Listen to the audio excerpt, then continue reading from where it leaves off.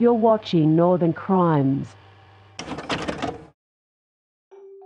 picturesque northwest state of Oregon is known for its breathtaking landscapes, bustling cities, and friendly people. But behind this beautiful facade lies a dark history of shocking events that have shaken its people to their core. From gruesome murders that have gone unsolved for decades to a bioterror attack that left hundreds ill, Oregon's history of crime is nothing short of disturbing. This is Northern Crimes.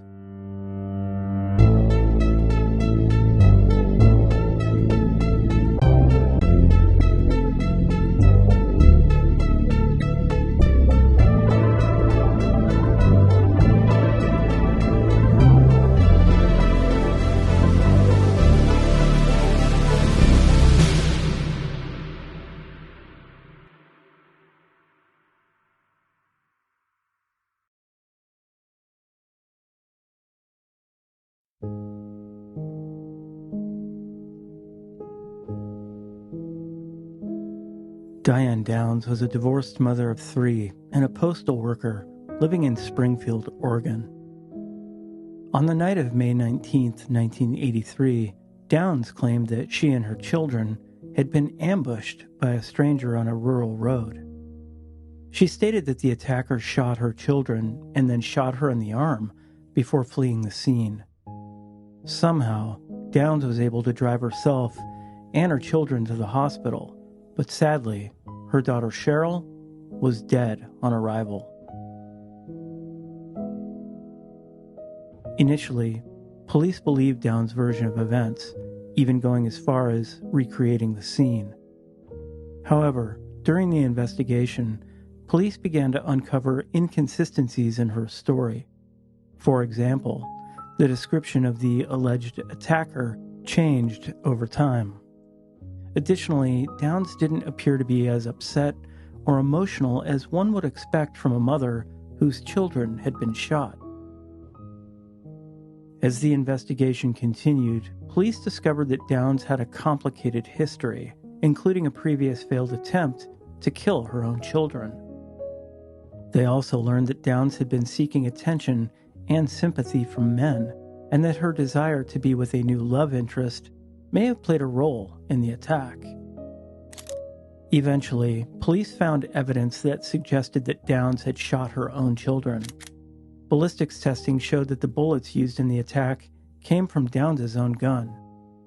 In court, Downs maintained her innocence and continued to claim that a stranger had attacked her and her children. But the evidence was too strong, and she was found guilty on all counts. The Diane Downs case is a chilling reminder of the lengths that some people will go to for attention or personal gain, and the devastating consequences that can result. The case continues to be studied and discussed by criminologists, psychologists, and true crime enthusiasts, and remains one of the most haunting and disturbing cases in Oregon's history.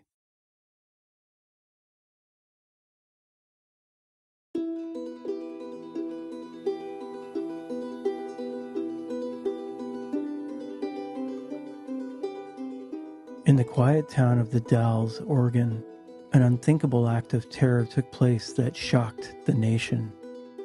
In 1984, a group of followers of Indian guru Bhagwan Sri Rajneeshee carried out a bioterrorist attack that would forever change the course of history. The Rajneeshee movement had a grand vision of gaining control of the local government in the Dalles, but their efforts to influence the outcome of the election failed. This resulted in a sinister plan to commit a series of bioterror attacks on the town's residents. The attacks centered on the intentional contamination of salad bars in 10 local restaurants with salmonella bacteria. The goal was to make people sick and prevent them from voting in the upcoming election, ultimately giving the Rajneeshees an advantage. The attack caused over 750 people to become ill, with 45 being hospitalized. The aftermath of this attack was devastating, and the victims were left to deal with long-term effects. After the attack, the FBI and other law enforcement agencies launched an investigation and found evidence linking the attacks to the Rajneeshee movement. The movement's leaders were subsequently arrested and charged with various crimes, including conspiracy to commit murder and bioterrorism. As a result, the Rajneeshee movement collapsed, and its leaders were deported back to India. The consequences of this attack were far-reaching and demonstrated the danger of extremist groups using biological weapons to achieve their objectives. This event remains one of the most significant bioterror attacks in U.S. history and serves as a warning to the world.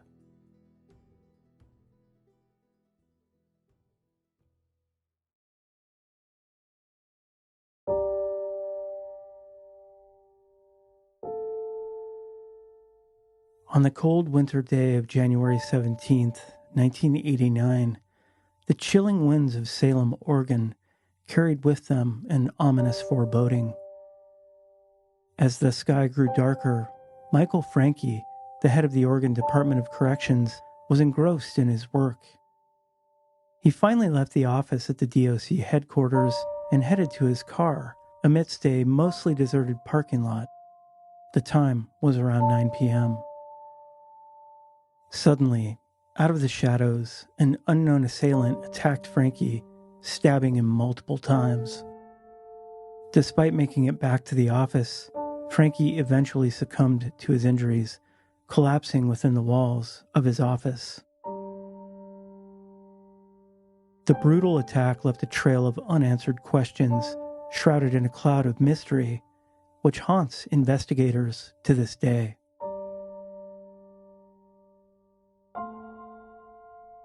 The murder of Michael Francke sent shockwaves through the Salem community and beyond. As news of the brutal attack spread, people were stunned that such a high-profile figure could be targeted in such a violent manner. In the aftermath of the murder, authorities launched what would become the longest and most expensive homicide investigation in Oregon history. Detectives interviewed witnesses, combed through surveillance footage, and gathered evidence in an attempt to solve the case. Then, in 1990, a small-time meth dealer named Frank Gable was arrested for Francke's murder. The following year, he was convicted and sentenced to life in prison without parole. But that wasn't the end of the story. Over the years, Gable vehemently maintained his innocence. At one point, another man even confessed to the crime, but authorities didn't charge him. Finally, in a stranger-than-fiction turn of events, Michael Francke's two brothers came to the defense of Gable, urging the courts to release him. And in 2019, nearly 30 years after his conviction, Frank Gable walked out of prison a free man. But this still begged the question, who murdered Michael Francke? The unsolved nature of the case has left many people frustrated and bewildered. How could such a high-profile crime go unsolved for so long? Who could have committed such a heinous act, and why? The Michael Francke murder remains one of the most puzzling and enigmatic unsolved cases in Oregon's history.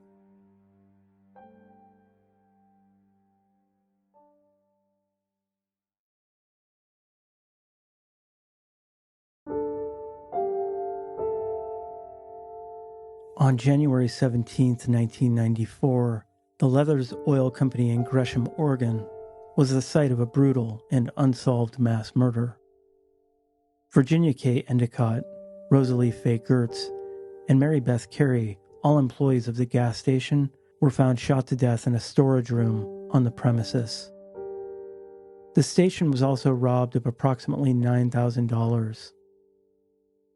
At the time, the case received national attention and was branded as one of the most notorious murders in the Pacific Northwest.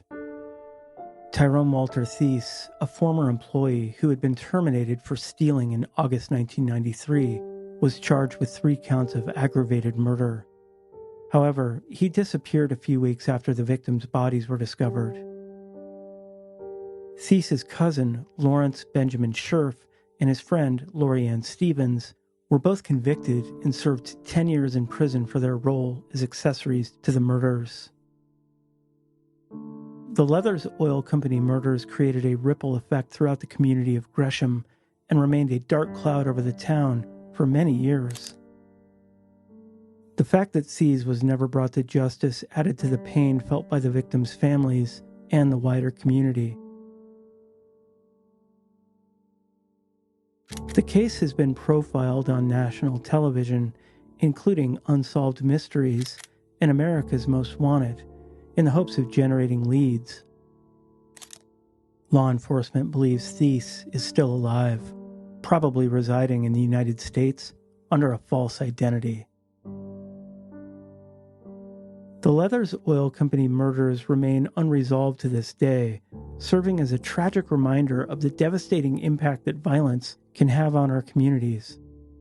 The victims' families continue to seek closure and justice for their loved ones, and the case remains open in the hopes that someday the perpetrator will be brought to justice.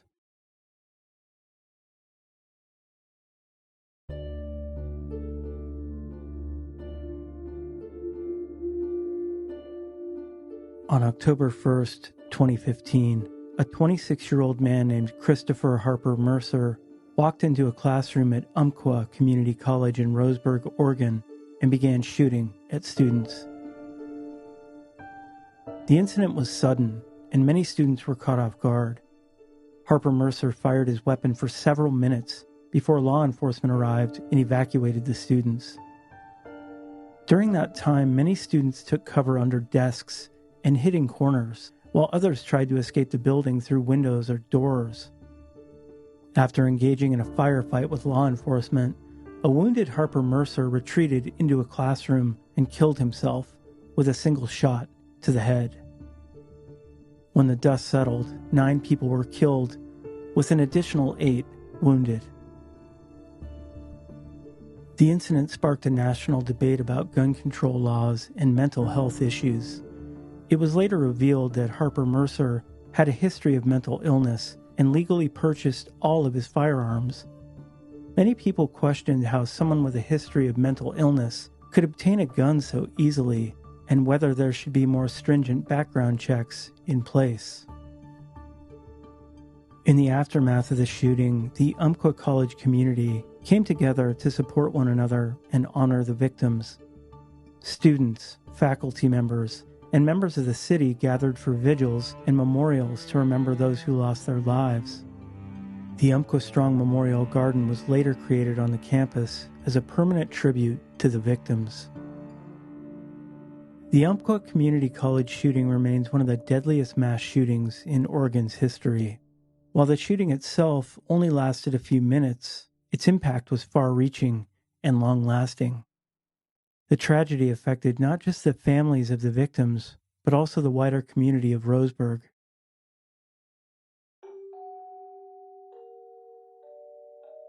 Oregon's beauty and charm may be what draw many people to the state, but its history of crime serves as a reminder of the darker side of human nature. While the state has seen its share of tragedy and horror, its residents continue to show resilience and determination. By coming together as a community and supporting one another in times of need, Oregonians have proven that even in the face of the darkest events, hope can always prevail.